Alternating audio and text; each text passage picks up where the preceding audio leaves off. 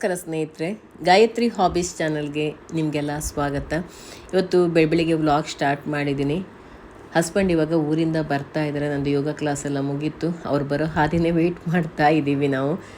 ನೋಡಿ, ಬೆಕ್ಕನ ಇಲ್ಲಿ ಮುಂದೆ ಹಿಂದೆ ಸುಳಿತಾ ಇದೆ. ಲಾಸ್ಟ್ ಇಯರ್ 1 ಕ್ಯಾನ್ ಜೋನಿ ಬೆಲ್ಲ ತೊಗೊಂಡಿದ್ವಿ. ತುಂಬಾ ಚೆನ್ನಾಗಿತ್ತು. ಲಾಸ್ಟಲ್ಲಿ ಇಷ್ಟು ಉಳಿದಿತ್ತು. ಈಗ ಇದಕ್ಕೆ ಸ್ವಲ್ಪ ನೀರು ಹಾಕಿಬಿಟ್ಟು ತೆಳು ಮಾಡ್ಕೊಳ್ಳೋಣ ಅಂತ ಅಂದ್ಕೊಂಡೆ. ಇದು ಗೊಜ್ಜು ಬೆಲ್ಲ ಆಗಿಬಿಟ್ಟಿದೆ. ಜೋನಿ ಬೆಲ್ಲ ಮಾಡ್ಕೊಳ್ಳೋಣ ಅಂತೇಳಿ ಕಾಯಿಸ್ಕೊಳ್ಳೋದಕ್ಕೆ ಇಟ್ಕೊಂಡಿದ್ದೀನಿ. ಸ್ವಲ್ಪ ನೀರು ಹಾಕಿ ಕಾಯಿಸ್ಕೊಂಡ್ಬಿಟ್ರೆ ಒಳ್ಳೆ ಜೋನಿ ಬೆಲ್ಲ ಆಗುತ್ತೆ. ಬೆಲ್ಲ ಈ ರೀತಿ ಇದ್ದರೆ ಅದನ್ನ ತಿನ್ಬೇಕನ್ಸಲ್ಲ, ಬರೀ ಅಡುಗೆಗೆ ಮಾತ್ರ ಬಳಸ್ತೀವಿ. ಅದು ಜೋನಿ ಬೆಲ್ಲ ಥರ ಮಾಡಿಟ್ಕೊಂಡ್ರೆ ದೋಸೆಗೆ, ಇಡ್ಲಿಗೆಲ್ಲ ತುಪ್ಪ ಬೆಲ್ಲ ಹಚ್ಕೊಂಡು ತಿನ್ನೋದಕ್ಕೆ ಚೆನ್ನಾಗಿರುತ್ತೆ. ಅದಕ್ಕೋಸ್ಕರ ಮಾಡ್ಕೊಳ್ಳೋಣ ಅಂಥೇಳಿ ಇಲ್ಲಿ ಕಾಯಿಸ್ಕೊಳ್ತಾ ಇದ್ದೀನಿ. ನೋಡಿ, ಇವಾಗ ಚೆನ್ನಾಗಿ ಕಾಯ್ತಾ ಇದೆ, ಕುದಿ ಬರ್ತಾ ಇದೆ. ಈ ಟೈಮಲ್ಲಿ ಉರಿನ ತೆಗೆದು ಬಿಡಬೇಕು. ಹುಳಿ ಬೆಲ್ಲ ಆದರೂ ಕೂಡ ಈ ರೀತಿ ಮಾಡಿಟ್ಕೊಂಡ್ರೆ ಹುಳಿ ಬೆಲ್ಲ ತುಂಬ ಒಳ್ಳೆ ಬೆಲ್ಲ ರೆಡಿ ಆಗುತ್ತೆ. ಹಳೆ ಬೆಲ್ಲ ಹುಳಿ ಆಗಿಬಿಟ್ಟಿದೆ ಅಂದರೆ ಈ ರೀತಿ ಕುದಿಸ್ಕೊಂಡು ಮೇಲ್ಗಡೆ ಚಾರು ಬರುತ್ತಲ್ಲ, ಅದನ್ನ ಎತ್ತಿ ತೆಗೆದು ಬಿಡಬೇಕು. ಕೆಳಗಡೆ ಬೆಲ್ಲ ಚೆನ್ನಾಗಿರುತ್ತೆ. ಇದು ಚೆನ್ನಾಗಿಯೇ ಇದೆ, ಅದಕ್ಕೆ ಮತ್ತೇನು ತೆಗಿಯೋಕ್ಕೆ ಹೋಗ್ತಾ ಇಲ್ಲ ನಾನು. ಇಲ್ಲ ಅಂದರೆ ಮೇಲ್ಗಡೆ ನೊರೆ ಬಂದಿರುತ್ತಲ್ಲ, ಅದನ್ನ ಎತ್ತಿ ತೆಗೆದು ಬಿಡಬೇಕು. ಹುಳಿ ಬೆಲ್ಲ ಆದರೆ ನೀರು ಹಾಕಿ ಚೆನ್ನಾಗಿ ಕುದಿಸ್ಕೊಂಡು ಆವಾಗ ಅದು ಒಳ್ಳೆ ಬೆಲ್ಲ ಆಗುತ್ತೆ. ಈಗ ಬೆಲ್ಲ ಆರಿದ ಮೇಲೆ ಒಂದು ಡಬ್ಬಕ್ಕೆ ಹಾಕ್ಕೊಳ್ತಾ ಇದ್ದೀನಿ. ಗಟ್ಟಿ ಮುಚ್ಚಳ ಡಬ್ಬದಲ್ಲಿ ಹಾಕಿಟ್ಕೋಬೇಕು ಬೆಲ್ಲನ. ಯಾಕೆಂದರೆ ಸಿಹಿ ಎಲ್ಲಿದೆಯೋ ಅಲ್ಲಿ ಇರುವೆ ಕಾಟ ಬಂದೇ ಬರುತ್ತೆ ಅಲ್ವಾ. ಬೆಲ್ಲನ ಗಟ್ಟಿ ಮುಚ್ಚಳದ ಡಬ್ಬದಲ್ಲಿ ಹಾಕ್ಕೊಂಡಿಲ್ಲ ಅಂದರೆ ಆಮೇಲೆ ಇರುವೆ ಕಾಟ ಕೂಡ ಸ್ಟಾರ್ಟ್ ಆಗಿಬಿಡುತ್ತೆ. ಅದಕ್ಕೆ ಗಟ್ಟಿಯಾದ ಮುಚ್ಚಳ ಹಾಕಿಟ್ಕೊಂಡ್ಬಿಟ್ರೆ ಇರುವೆ ಕಾಟ ಇರಲ್ಲ. ನೋಡಿ ಎಷ್ಟು ಚೆನ್ನಾಗಿ ಕಾಣಿಸ್ತಾ ಇದೆ. ಒಳ್ಳೆ ಜೇನುತುಪ್ಪ ಥರ ಕಾಣಿಸ್ತಾ ಇದೆ ಬೆಲ್ಲ ನೋಡೋದಕ್ಕೆ. ಈ ರೀತಿ ಬೆಲ್ಲ ಇಟ್ಕೊಂಡ್ರೆ ತುಪ್ಪ ಬೆಲ್ಲ ಹಾಕ್ಕೊಂಡು ಇಡ್ಲಿ ದೋಸೆ ಎಲ್ಲ ತಿನ್ನೋದಕ್ಕೆ ತುಂಬ ಚೆನ್ನಾಗಿರುತ್ತೆ. ಬೆಳಿಗ್ಗೆ ತಿಂಡಿಗೆ ಪಡ್ಡು ಮಾಡಿದ್ದೆ. ತಿಂಡಿ ಎಲ್ಲ ತಿಂದು ಸ್ವಲ್ಪ ಅಡುಗೆ ಕೆಲಸ ಕೂಡ ಮುಗೀತು. ಅದಾದಮೇಲೆ ಪಾತ್ರೆ ಎಲ್ಲ ವಾಶ್ ಮಾಡಿದೆ. ನೋಡಿ, ಇಲ್ಲಿ 2 ಬುಟ್ಟಿ ಪಾತ್ರೆ ತೊಳೆದಿದ್ದಾಯಿತು. ಇವಾಗ ಈ ವರ್ಷದ ಮೊದಲ ಹಲಸಿನಕಾಯಿ ಚಿಪ್ಸ್ ಇದು. ಹಸ್ಬೆಂಡ್ ಊರಿಗೆ ಹೋಗಿದ್ರು. ಊರಿಂದ ಬರುವಾಗ ಹಲಸಿನಕಾಯಿ ಚಿಪ್ಸ್ ತಗೊಂಡು ಬಂದಿದ್ದಾರೆ. ಅತ್ತೆ ಹಲಸಿನಕಾಯಿ ಚಿಪ್ಸ್ ಮಾಡಿ ಕಳಿಸಿದಾರಂತೆ. ಅದನ್ನ ಇವಾಗ ಡಬ್ಬದಲ್ಲಿ ಹಾಕಿಡೋಣ ಅಂತೇಳಿ. ಅದು ಈ ರೀತಿ ಡಬ್ಬದಲ್ಲೆಲ್ಲ ಇದ್ಬಿಟ್ರೆ ಬೇಗ ಖಾಲಿ ಆಗಿಬಿಡುತ್ತೆ. ಯಾಕೆಂದ್ರೆ ಕಾಣಿಸ್ತಾ ಇರುತ್ತಲ್ಲ, ಇದರಲ್ಲಿ ಖಾಲಿ ಆಗಿಬಿಡತ್ತೆ. ಅದು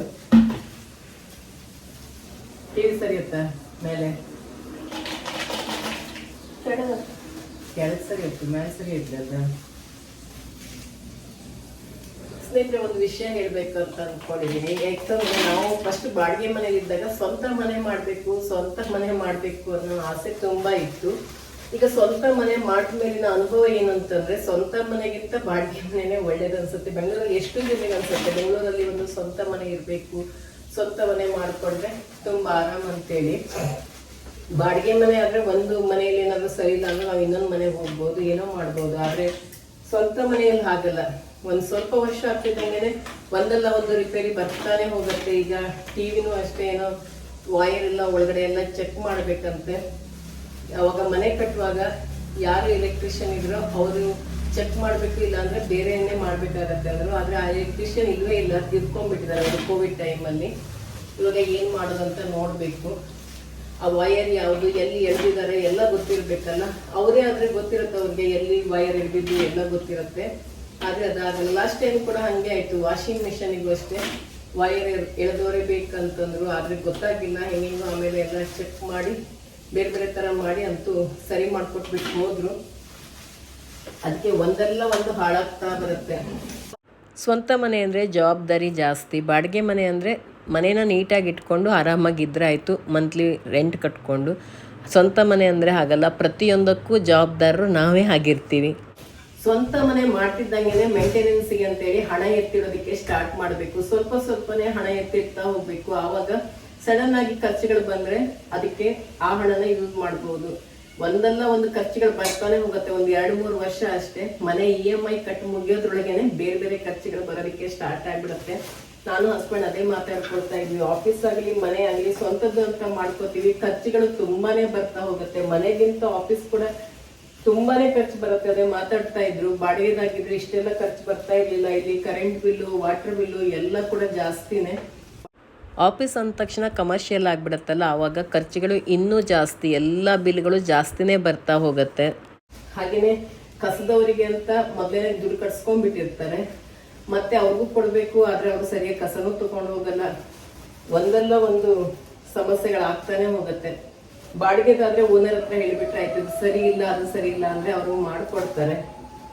ಇಲ್ಲ ಬೇಡ ನಮಗೆ ಬೇರೆ ಕಡೆ ಚೇಂಜ್ ಮಾಡ್ಕೊಂಡು ಹೋಗ್ಬೋದು, ಇಷ್ಟ ಇಲ್ಲ ಅಂದರೆ ಚೇಂಜ್ ಮಾಡ್ಕೊಂಡು ಹೋಗ್ಬೋದು. ಇದಾದರೆ ಹಾಗಲ್ಲ, ಇಷ್ಟ ಆಗದೆ ಹೋಗಲಿ, ಕಷ್ಟ ಆದ್ರೂ ಅಲ್ಲೇ ಇರಬೇಕಾಗತ್ತೆ. ಅದಕ್ಕೋಸ್ಕರ ಒಂದೊಂದ್ಸರಿ ಅನ್ಸುತ್ತೆ ಬಾಡಿಗೆ ಮನೆನೇ ತುಂಬ ಒಳ್ಳೇದಂತೇಳಿ. ಸ್ವಂತ ಮನೆ ಮಾಡ್ಕೊಂಡ್ಮೇಲೆ ಬಾಡಿಗೆ ಮನೆ ಒಳ್ಳೇದಿತ್ತು ಅನ್ಸುತ್ತೆ, ಬಾಡಿಗೆ ಮನೇಲಿರುವಾಗ ಸ್ವಂತ ಮನೆ ಒಳ್ಳೇದು ಅಂತ ಅನ್ಸುತ್ತೆ. ಯಾವಾಗಲೂ ಹಾಗೆ ಅಲ್ವಾ, ಏನಿದೆಯೋ ಅದಕ್ಕಿಂತ ಇಲ್ದಿರೋದ್ರ ಮೇಲೆನೆ ಜಾಸ್ತಿ ಇದು ಅನ್ಸುತ್ತೆ. ಯಾವುದೇ ಮಾಡಿದ್ರು ಕೂಡ ಒಂದಲ್ಲ ಒಂದು ಸಮಸ್ಯೆ ಇದ್ದೇ ಇದೆ.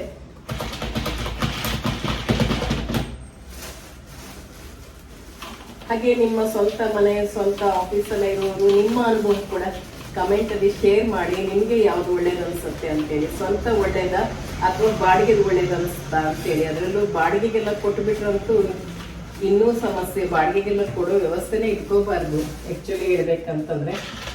ಸ್ವಂತ ಮನೆ ಮಾಡ್ಕೊಂಡ್ರೆ ಬರೀ ಸ್ವಂತ ಮನೆ ಅಷ್ಟೇ ಮಾಡ್ಕೋಬೇಕು. ಬಾಡಿಗೆಗೆಲ್ಲ ಕೊಟ್ಬಿಟ್ರೆ ಖರ್ಚುಗಳಂತೂ ನಾವು ಬರೋ ಬಾಡಿಗೆಗಿಂತ ಜಾಸ್ತಿ ಖರ್ಚುಗಳೇ ಬಂದಿರುತ್ತೆ.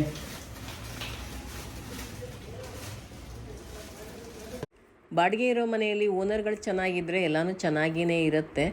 ನಾವಿರೋ ಮನೆಗಳಲ್ಲೆಲ್ಲ ಓನರ್ಗಳು ಚೆನ್ನಾಗಿದ್ದರು. ಈಗ ನಾವು ಕೂಡ ಅಷ್ಟೇ, ಬಾಡಿಗೆಯವರು ಸುದ್ದಿಗೆ ಹೋಗಲ್ಲ. ಒಂದು ಸಾರಿ ಮನೆ ಕೊಟ್ಟ ಮೇಲೆ ನೋಡೋಕ್ಕೆ ಹೋಗಲ್ಲ, ನಾವು ಹೇಗೆ ಇಟ್ಕೊಂಡಿದ್ದಾರೆ, ಹೇಗಿದೆ, ಏನು ನೋಡೋಕ್ಕೆ ಹೋಗಲ್ಲ, ಏನು ಕೇಳೋಕ್ಕೂ ಕೂಡ ಹೋಗಲ್ಲ.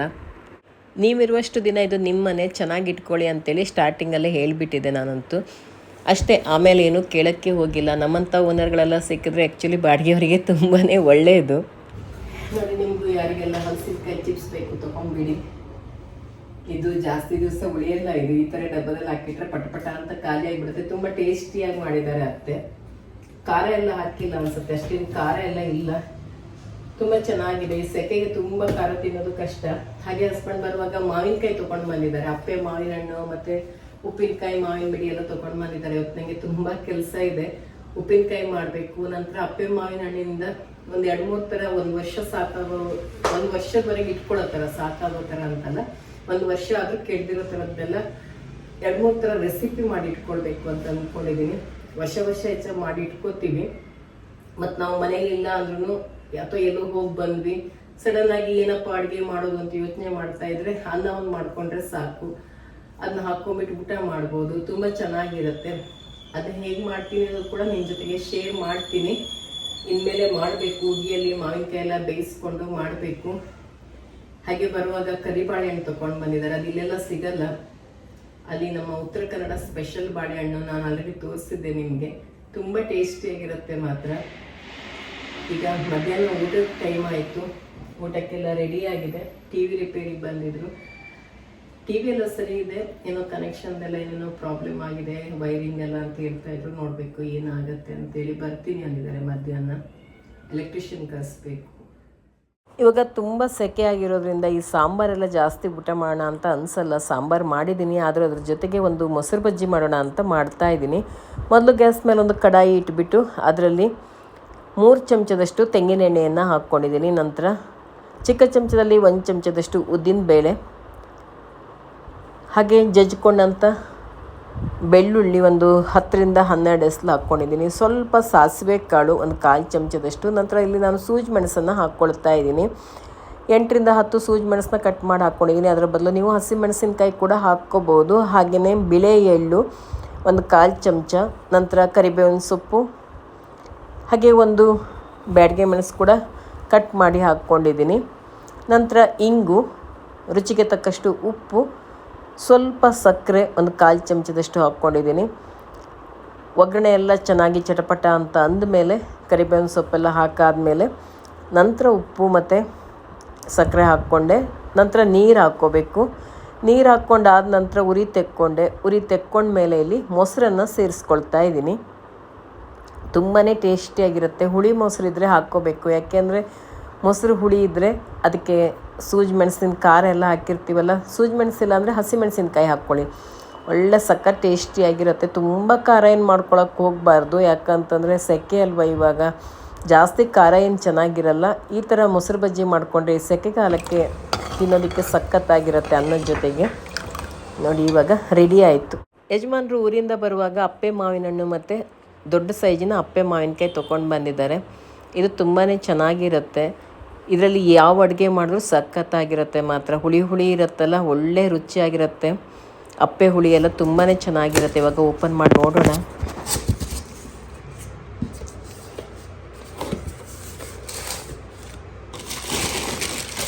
ಈ ಅಪ್ಪೆ ಹಣ್ಣೆಲ್ಲ ಕ್ಲೀನಾಗಿ ತೊಳ್ಕೊಂಡಿದ್ದೀನಿ. ಒಂದು ಸರಿ ಇದನ್ನೆಲ್ಲ ಒರೆಸ್ಕೊಂಡು ಉಗಿ ಮೇಲೆ ಬೇಯಿಸೋದಕ್ಕೆ ಇಡ್ತೀನಿ ಕುಕ್ಕರಲ್ಲಿ. ಹಣ್ಣಾಗಿರೋದೆಲ್ಲ ಇದರಲ್ಲಿ ಎತ್ತಿಟ್ಕೊಂಡೆ. ಇವೆಲ್ಲ ಕಾಯಿ. ಈ ಕಾಯಲ್ಲಿ ನಾವು ಮಾವಿನಕಾಯಿ ಚಟ್ನಿ, ಮಾವಿನಕಾಯಿ ಉಪ್ಪಿನಕಾಯಿ ತುಂಬ ಥರ ಮಾಡ್ಕೋಬೋದು, ಚೆನ್ನಾಗಿರುತ್ತೆ. ಮತ್ತು ಅಪ್ಪೆ ಹುಳಿಗೆ, ನಂತರ ಬೂತ್ಗೊಜ್ಜು, ಇದಕ್ಕೆಲ್ಲ ತುಂಬಾ ಚೆನ್ನಾಗಿರುತ್ತೆ. ಇದು ಹತ್ತನಪ್ಪೆ ಹುಳಿ ಈ ಥರ ಎಲ್ಲ ಮಾಡ್ಕೋಬೋದು. ನೋಡೋಣ ಏನೆಲ್ಲ ಮಾಡೋಕ್ಕಾಗತ್ತೆ ಅಂತೇಳಿ.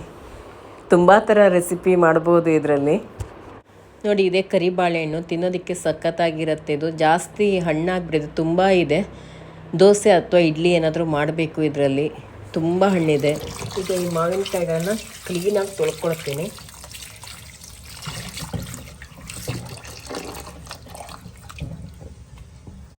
ಈ ದೊಡ್ಡ ದೊಡ್ಡ ಸೈಜ್ 5 ಮಾವಿನಕಾಯಲ್ಲಿ ಉಪ್ಪಿನಕಾಯಿ ಮಾಡೋಣ ಅಂಥೇಳಿ ತೊಳಿತಾ ಇದ್ದೀನಿ. ದಿಢೀರ್ ಉಪ್ಪಿನಕಾಯಿ ಮಾಡೋಣ ಅಂಥೇಳಿ, ಸಖತ್ತಾಗಿರುತ್ತೆ. ನಂತರ ಮತ್ತೆ ಸ್ವಲ್ಪ ಚಟ್ನಿ ಮಾಡೋಣ ಅಂದ್ಕೊಂಡಿದ್ದೀನಿ. ಇನ್ನು ಸ್ವಲ್ಪ 1 ವರ್ಷಕ್ಕಾಗುವಷ್ಟು ಸಖತ್ತಾಗಿರುತ್ತೆ, ಒಂಥರ ಗೊಜ್ಜಿನ ಥರ ಮಾಡೋಣ ಅಂತ ಅಂದ್ಕೊಂಡಿದ್ದೀನಿ.